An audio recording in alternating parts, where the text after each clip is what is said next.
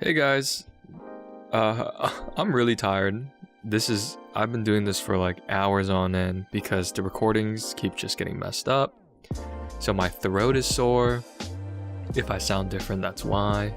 But I really wanted to talk about this because it's just been on my mind. It's a light novel that's been out for about 3, maybe even 4 years now, maybe even longer, I don't know. But I came across it maybe a week or two ago, and I finished it about a week or two ago, and it's called Arifureta Shokugyou De Sekai Saikyou, or Arifureta From Commonplace to World's Strongest. I believe that's what it is. My Japanese translation is like very shallow, but essentially I read this within like 2 or 3 days from start to finish, which doesn't sound possible, but for you hardcore people out there, I know it's possible for you. I essentially just sat down for minimum 16 hours a day just reading it. Not like I timed myself, but I would start it and I would just get lost track of time. Therefore, I just ended up just constantly reading it over and over and over again until my eyes fell out of my head. But this Arifureta has easily become one of my most favorite light novels. I read a lot, and this one just really captivated me differently from a whole bunch of others. Now, before I kind of get into it, let me just say, in the last video I said that the genre of like a whole bunch of people coming over and stuff like that I wasn't very used to. That is true, I was not used to, but it's not that it's not popular, it's just that I wasn't introduced to them. I'm not introduced to them normally from like friends or other things like that. I usually just come across it from a forum, or I come across it by myself when I'm looking for things to read through like similar tags and stuff like that. So, Arifureta is a isekai, obviously. Like I don't know. I'm just really into isekais right now. However, it's like isekais with more daily lifestyle, like slice of life kind of, with the whole fantasy aspect of it.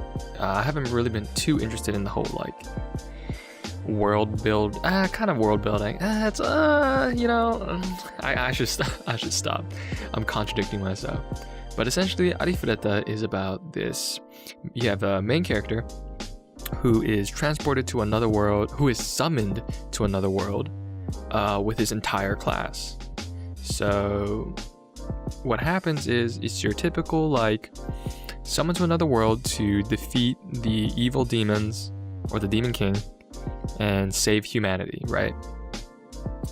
And it's your also typical of, oh, your main character is not the strongest. For some reason that has become really popular, but it's like, oh, he's not the strongest in the beginning, but he's actually really strong.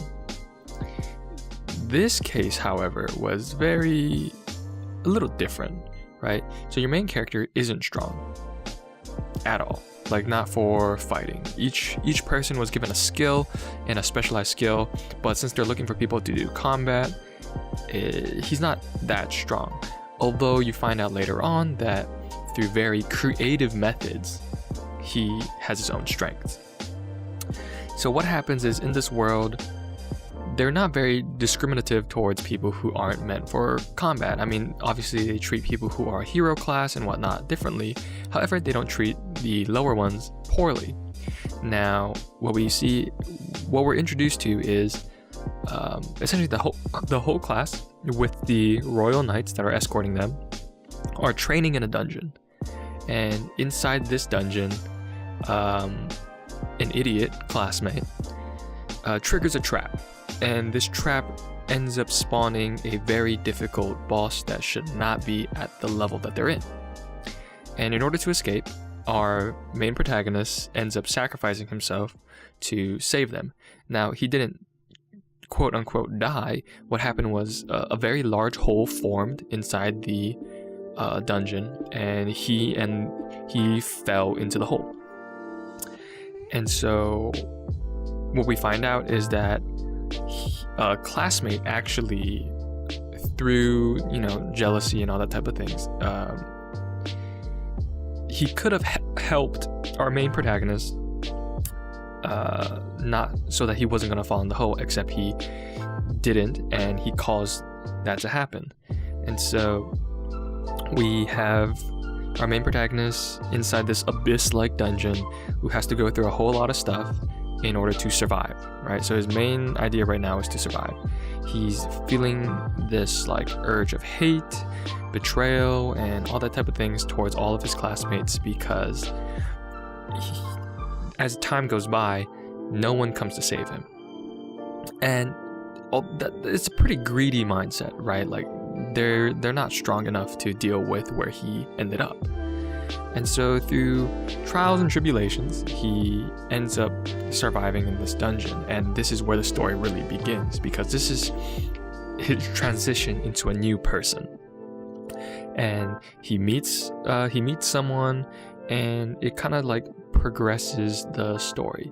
The reason why I like this a lot, I don't want to spoil the whole like context of the story, so I wanted to just tell you at least the beginning, so it kind of captivates you, right? Like how did they say it? Like, oh, give an anime 3 episodes, give a manga like a couple chapters. So I kind of want to just give you the introduction of it to see if you guys would be captivated enough to read it. I honestly think you should. Like I said, it's one of my favorites, so maybe I'm a little biased, but I honestly really enjoyed it. But one of the main reasons why I enjoyed it is not even because of the whole like concept of it. It's just how it's written. There's such a nice flow to it, right? Like there's so much more emotions, I guess you could say. There's so much more emotions that are involved in this light novel, where there's hate, envy, jealousy, like all of this type of stuff that correlates to everyone's actions. And it makes sense. It's not like it's like, you could say it's petty, but considering that they're, I believe, high schoolers, you know, to be easily influenced with emotion it's not that crazy, right? So the reasoning behind their actions are very easy to see, although it makes you extremely mad, you know? But it's like one of the good parts. Like, you know, it's good when you go on like a roller coaster of emotions, right? You're happy when this happens, you're sad when this happens, and then you're really pissed off, right? Certain characters really piss you off, but that's just really good writing, right? And so one of the reasons why I like it so much is this whole concept of like I said, it's an isekai with fantasy and all that type of action and stuff like that, but it's also kind of slice of life where you kind of experience their day-to-day, and you go with them on this is, how do I say this? It's like you're experiencing the growth of the characters alongside of them, right? It's not very spontaneous, like all of a sudden they're like this. Like, no, like our main protagonist is easily influenced by the people close to him, which is when you start reading, you find out that's like crazy, because in his mind he's like betrayal, hate, all this type of stuff. He doesn't let anyone close to him. So when you find out like all these close people are start influencing him and making him a better person, it's very captivating, this whole story, right? And you could say that this is like a love story almost, because that's kind of what everything is kind of based around, this whole love aspect, which is really nice, because a lot of times stories typically don't get into the relationships, which, you know, you don't necessarily need relationships. However, shipping is always one of the most like talked about things with anything, right? It's like, oh, we ship him here, we ship him there, and it's always like, oh, they tease a relationship, but they never really show it.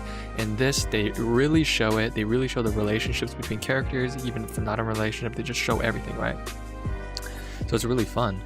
And you find out that a lot of things are influenced by people's relationships, which cause certain things to roll down the line.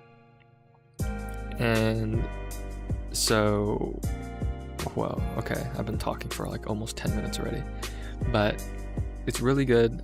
I really enjoyed it.